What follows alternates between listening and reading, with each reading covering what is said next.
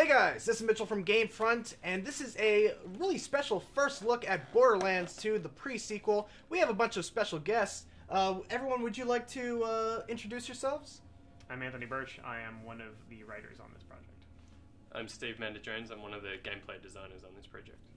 I'm James Heaney, and I'm... James, what are you doing? I'm watching the magic happen in your hands right now. All right. Wow. I'm Phil Hornshire, and I'm also watching the magic happen in Mitchell's hands. All right, so why don't we go over what exactly are we playing right now? Other than, like, obviously we're playing Borderlands pre-sequel. What am I doing at this moment? We're wondering the same thing. Progression, maybe? You are basically, in the plot, trying to get back to the Helios space station that Handsome Jack's run with. And if you look at the sky, that's it right there. He runs that space station. At the very beginning of the game, you get kicked out by a bunch of bad guys. You're trying to find a jamming signal that's preventing you from turning on all the security up there and getting back. And you were Athena. She was the character in the General Knox DLC for the very first Borderlands. She was a cool NPC, and now she's a cool playable character. And whenever you're done destroying things in your moon buggy, you can check out your skill tree and assign yourself any of your 33 skills. This is a mistake. I made a bad idea. I didn't want to tell you what to do, but yeah. So we can have a look at your skill trees now if you want. If you hit the back button, you'll go into your menu. So, yeah, what we're looking at here is Athena's action skill, which is called Kinetic Aspis. Right. Basically, it's her personal shield, and when you activate it, she brings up her shield, and it will block all incoming damage from the front. And it also absorbs that damage and stores that energy so that at the end of the duration you can throw it out and it deals all of that damage back to whoever it hits. All right, and we are back. Sorry about that cut. So we're going through here? Yep. Is this the way we want to go here? Yeah, you still want to spend some of your skill points. Oh, yeah, that's what I skill was wondering. points. I didn't want to say, but... I can kill this guy without skill points. Oh, you're so bad. Now that you've proved Oh. You're right in your face! Ah! It blows up! Yeah. Alright, no laser flashes. Yeah, so this is one of the many laser weapons in the game, and because it's a TDR, when you throw it, it basically shoots out electricity, so it acts like a Tesla grenade when you throw it, but it still explodes afterward. This is a pretty cool corrosive sniper rifle. Alright, so let's go back into the skill tree and take care of that stuff again. Alright. Let's get dangerous. Okay, Darkwing Duck. I forgot we gave her that line. So right now you're filling up some points in the Zyphos skill tree, which is her close combat one, and you've unlocked the capstone, which... You still got 10 more points to spend. Oh. Yeah. You've unlocked the capstone, which is basically a close combat dash, where if you press your melee attack while looking at an enemy, you will dash towards them and hit them and apply a bleed effect to them. Okay, so aim at enemy, melee attack, dash. Yep. Let's try it out. Oh yeah! And the cool thing about this skill, the cool thing about that skill is it has a cooldown, but if your attack either kills an enemy or applies a bleed to an enemy that wasn't bleeding, the cooldown resets. Oh, cool, that's cool. Yeah, so you can sort of chain it between multiple enemies if they're not bleeding yet. So it's a great way to get all of your bleeds up and running really quickly. Alright, I want to try something else that you guys said we can do. Wait, hold on. You gotta get somewhere on it, and this is gonna be a hard place to do it. Okay, you know what? Screw it. That was a bad idea. It's normal gravity. Yeah, once you take care of this new though, if you go up to the second floor by using our cool new jump pad, then you'll be able to get some nice low gravity combat. Hold on. Looting. Busy. Alright, cool new jump pad. Ooh. But it's weak until you shoot the box next to it and overcharge it, and then it'll be even more powerful. Stupid puzzles. Making me do extra At the very least, stuff. it's a puzzle that requires you to shoot a thing, so it's not it's the least puzzly puzzle that happens. So it's just a box that's attached to the jump pad. Right on the ground next to it. Oh, wait. To the right. Wow. This thing? There we go. You act like you ain't never used a jump pad before, bitch. Not in this game. You also have a cryo weapon currently equipped, that pistol, if you want to try that out. It's one of the new, it's the new elemental type for Borderlands, and it's really fun. I'm willing to listen to what it does. Well, I mean, it'll free stuff. What I was going to say is that Borderlands 2 was very much about, there we go. Boom!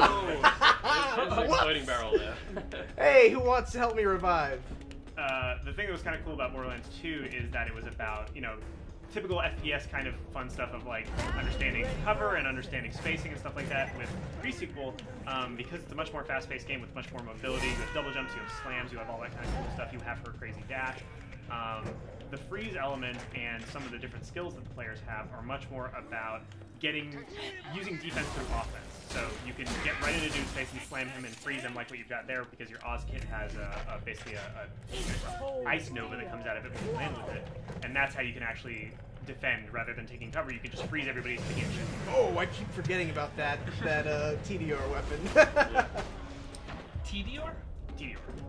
Yeah, TDR is the manufacturer of this weapon, and they have a thing where whenever you reload your gun, you throw And it an explodes. explosive version of it. Yeah, there we go.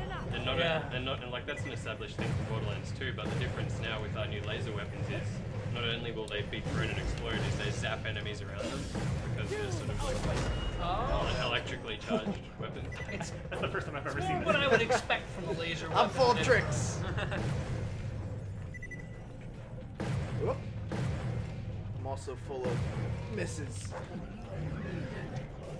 And so the firing type you're seeing here on this laser is there's several different ones, and this is the railgun type of beam, which is because it has a Hyperion barrel on that gun.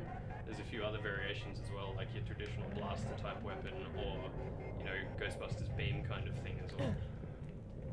That's cool. So there's a whole lot of variation within just the laser weapon class. It's more like a few entire weapon classes rolled into one. Yeah. Okay, so I have to ask you. This is very important to me. In the Tiny Tina's the D&D expansion pack of Borderlands 2, you had mimic treasure chests. Yeah. And they scared the shit out of me. Are you gonna do that again to me in? There are no scary mimic chests in this game. Thank God. You shouldn't have told him that. I don't want to get him too stressed out. It seems like he's on edge already. I was just thinking about it. Should I go down there? It looks like the exclamation point is pointing that way. There's just a side quest there. You can sort of. This was basically the cool area to test out. Okay. Should we move on to a new area? Yeah, if you want to check out her Stingray car, you can do that. Yeah. Cool. All right, and we're back. So we wanted to check out another aspect of the pre-sequel. This is the Stingray vehicle, right? Is that correct? Yeah, so this is one of our new vehicles in Borderlands The Presequel. As you can see, it I like hovers.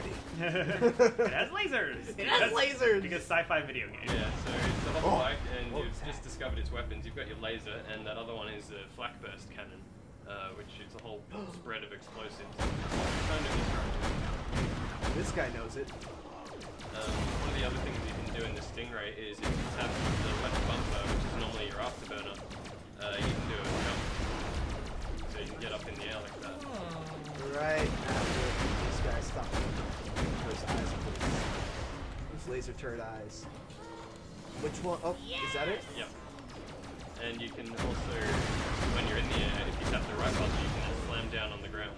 Oh, who wants to test that one out? Yeah, so basically you can pancake your enemies. Who wants to get pancaked? No one wants to get pancaked. Oh, I don't know. So now you have the appropriate weapons to fight. Yeah. So this is obviously we're getting this because this is a special build. But how would the player get this kind of vehicle when the actual game comes out? It's unlocked in a bot mission. Yeah. Okay.